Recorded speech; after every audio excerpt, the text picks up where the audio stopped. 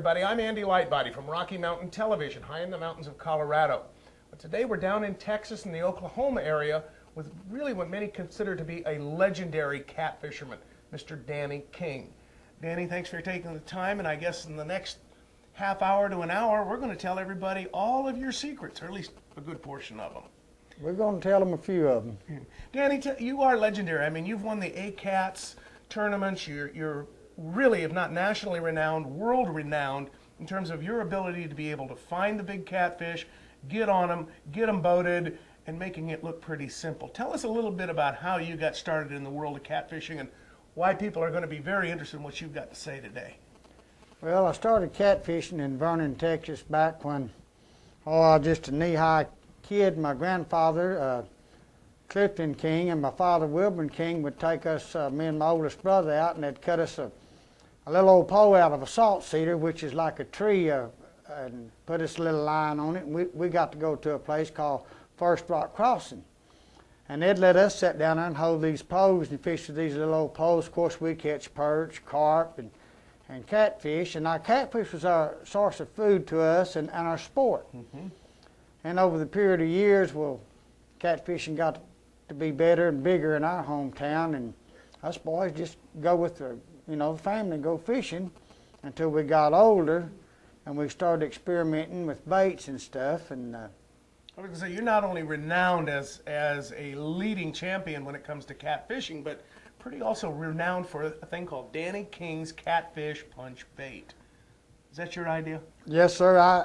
It was me and my youngest brother Mike King's idea when he was a knot-headed kid. I wasn't at 16. Mm-hmm. And we messed with this recipe to where we got it at today, and started putting it on the market and going places and talking to people.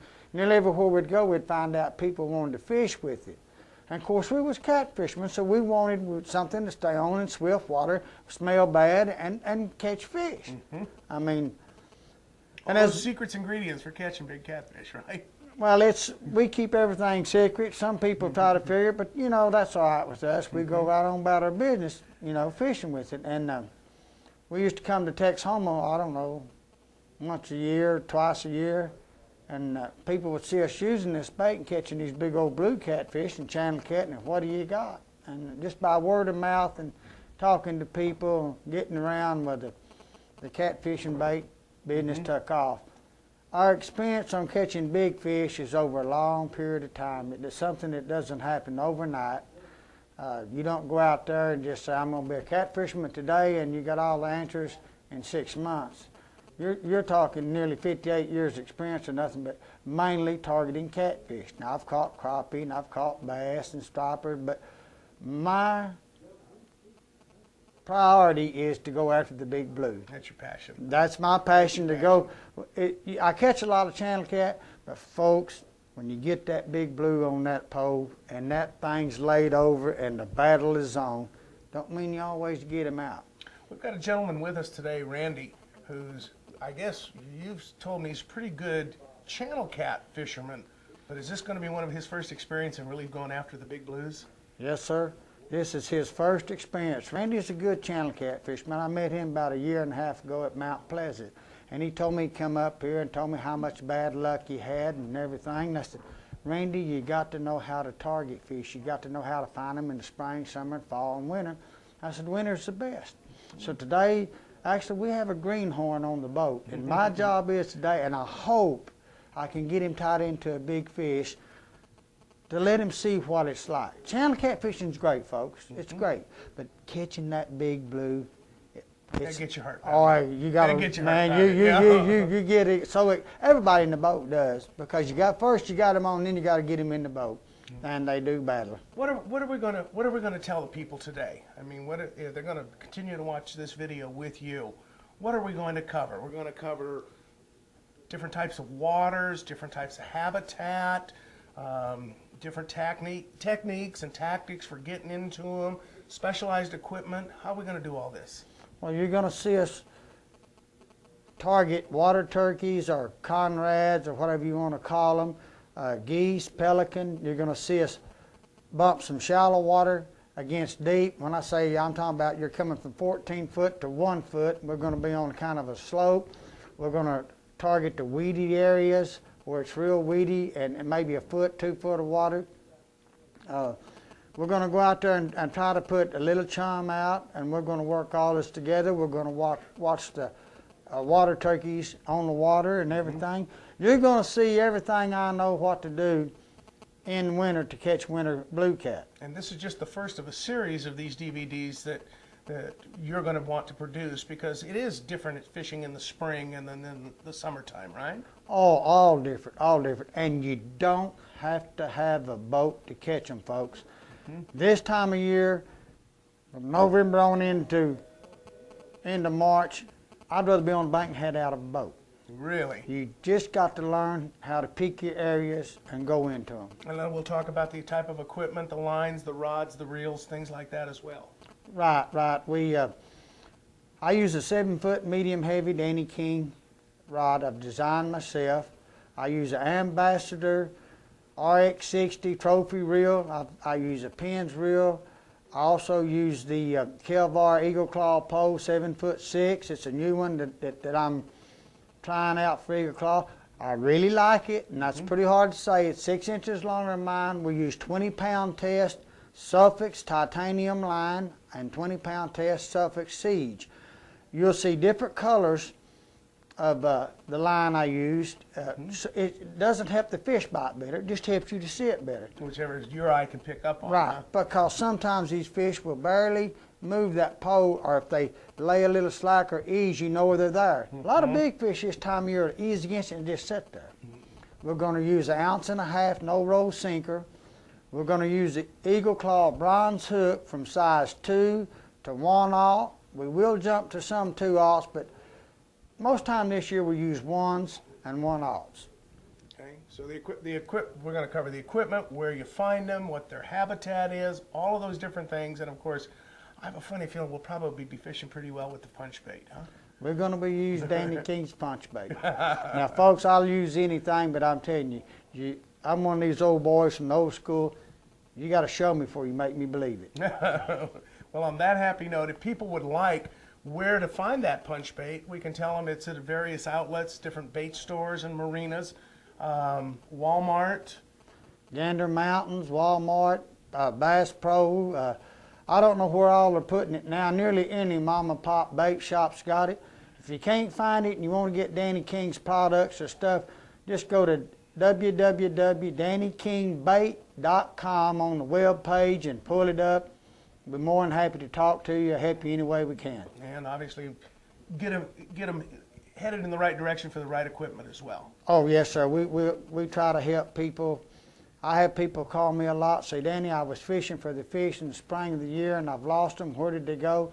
You know, of course, Teddy's going to the rocks to spawn. We're here to help people. Good. Yeah, and that's the purpose of this particular video.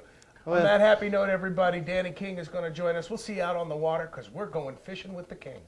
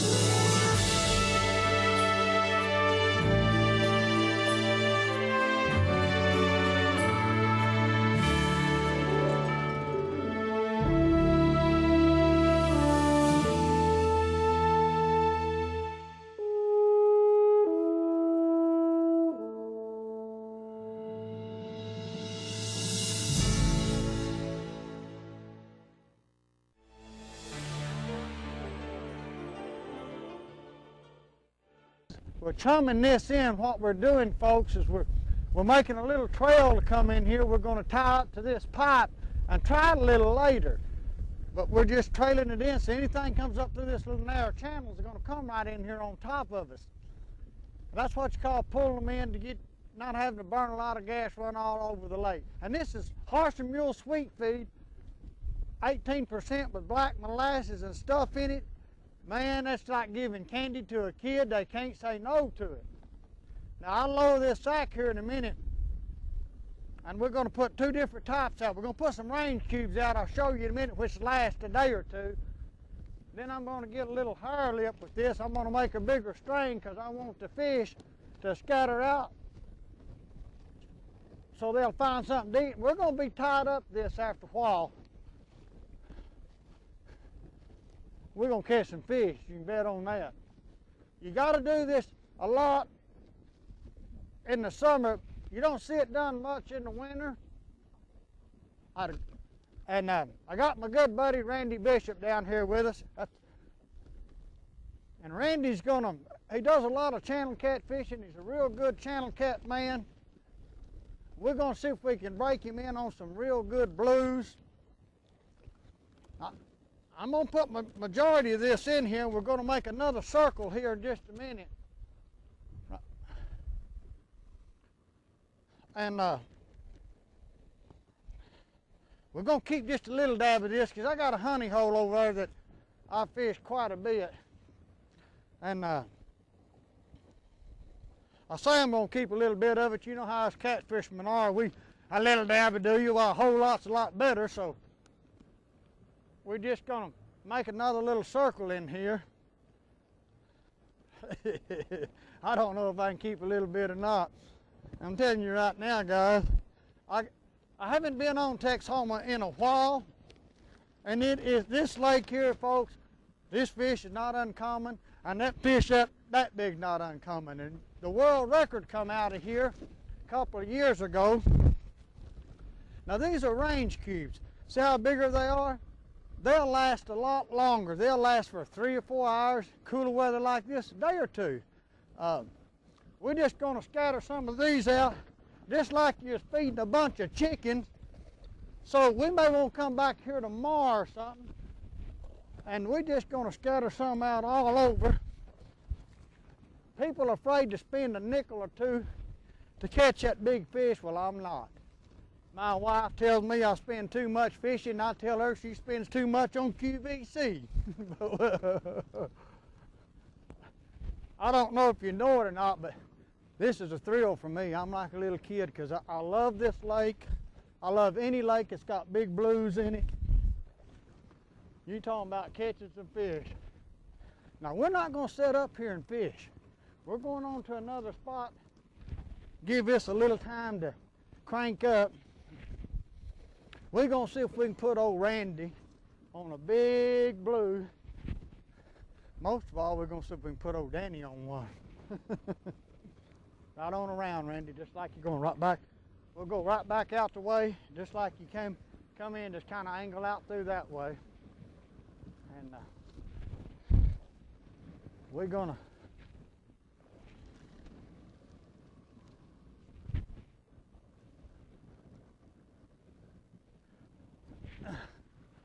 we had some pretty rough weather yesterday. The wind was blowing real hard, and we didn't get out here. But today we got some pretty days, and we're going to let that set. Now we're going to move on. We're shooting a little narrow channel. This is where the Ouachita runs into Lake Texoma. We're going to shoot a little narrow channel and get out here in the lake. I'm going to take you to a spot, folks, where I've caught a lot of 20, 30, 40-pound fish. Whether we catch them or not, we don't know, but at least we're not on our jobs. We're out here fishing.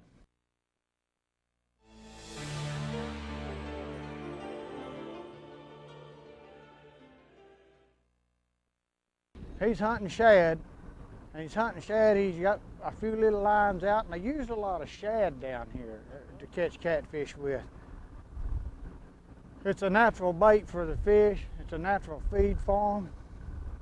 And they come out and are having a little hard trouble this time of year finding shad, but They throw them nets, I think in 7, 8, 10 foot. And they use these to catch their shad with. He lets that goes down to nearly the bottom of the bottom, and they catch shad from 2 to 3 inches to 5 inches, and then they use them shad to put on their lines to fish with. Sometimes they cut them, sometimes they use them whole. You know, they just they put them on the jug lines, the limb lines, and on the rod and reels, and I've used a lot of them myself. A lot of stripers, catfish caught on them. It's just a natural bait. It's something they eat every day, just like you do light bread. You can find marinas around here that has frozen shad. You can find marinas that has shad in pint jars that are pickled. But if you'll notice, a lot of these old-time fishermen, such as this man is, everybody wants fresh bait. You know, everybody wants fresh bait, and they all got their different little tricks. Some fillet them, some of them cut them whole, some of them just use the heads of them. They're more universal. They need to know. You just got to go in here, folks, and look in this thing and try every trick you know till you find out what they're hitting. Small shad, big bait, little bait, and go from there. We're going to do something different. Mother Nature, fall of the year. Here, Randy has went out and picked up a bunch of clams. I had some stuff to tend to. When I say clams, I'm talking about mussels that lays in the mud along the edge of the bank. It's one of Mother Nature's natural foods. And we have peeled them, and I'm going to reach in